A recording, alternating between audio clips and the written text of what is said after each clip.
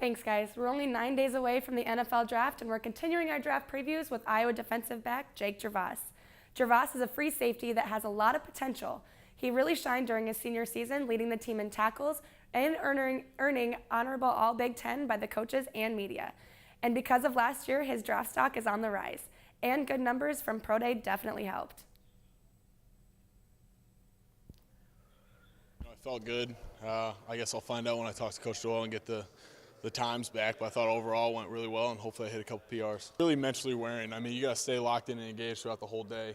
There's 5, 6, 7 events that you're doing max effort, so you just got to make sure if you make a mistake, you flush it, but at the same time, have fun and enjoy the process. You only get one pro day, and today was, a lot of fun for me. I know the other guys, and I think we're ready to celebrate tonight.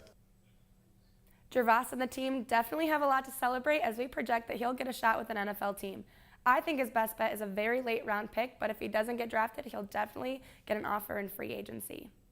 Gervase is still in Iowa City training for the draft, while the football team is deep into the spring season, and a big question going into this year is what are the Hawks going to look like on special teams after losing 2-year starter Miguel Racinos at kicker.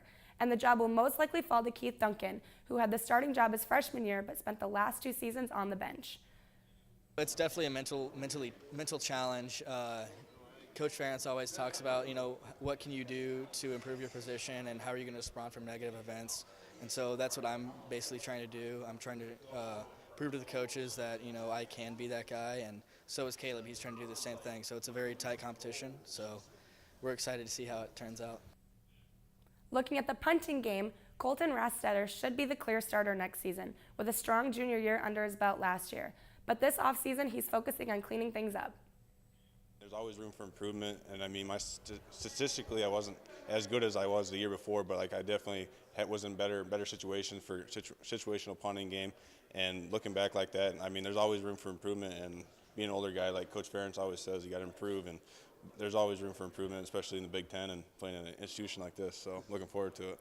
A lot of preparation goes into it, so I took it upon myself this offseason, do a lot more film study, a lot more drop, a lot more contact with other people, like what works for them, and kind of like being in touch with Ryan, and he's also a punter too, so it helps out in that way. So it's kind of like picking each other's brains, so it's definitely a lot more mental game to it. We'll have more from the football team tomorrow as we'll hear from the wide receivers and quarterbacks. A few weeks ago, backup Hawkeye shooting guard Macy Daly announced that he was transferring, and Daly has officially made his decision to play basketball at Akron. This move gives the Ohio native a chance to play closer at home and to play more. Daly will have to sit out a year, but then will have a better chance to see the court, and we wish him nothing but the best. Today, the baseball team is hosting Northern Illinois. The game was originally supposed to be played at 6:05, but due to the expected weather, the first pitch will now be thrown at 4:05 at Dwayne Bakes Field. And on Saturday, the rowing team hosted a double duel, and it was the first home rowing event in quite some time. DITV sports reporter John Rawson has more.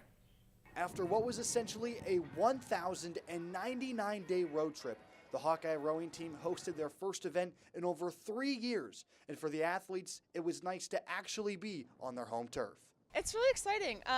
We have spent a lot of time on Lake McBride, so it's really exciting to get to be on a home course, and this is my first time ever racing here, so yeah, it was cool to know the lay of the land a little bit.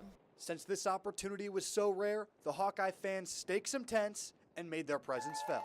It was great. They're pretty vocal, Oftentimes in rowing, you're so far away from the shore, or even when you're quite close to the shore, just the noise of the race and your opponent and the sounds from in the boat, you really can't hear very much. But these guys were so loud that I was out there, I could hear them over top of an outboard engine from a motorboat. As an exclamation point on the Hawkeyes' homecoming, the first Varsity 8 squad captured not 1, but 2 victories here at Lake McBride. Yeah, the first race was really, really good. Super proud about how we executed the race. We went in with a game plan, and then during the race, Logan, our coxswain, she called the moves, and every single time we really felt the press on the legs, and we felt the effectiveness of the moves that we called. The Hawkeyes' first Varsity 8 squad looks to take those wins and put them in the confidence bank. And while it may be another 1,000 days before Iowa hosts another rowing event, the homecoming was fun while it lasted.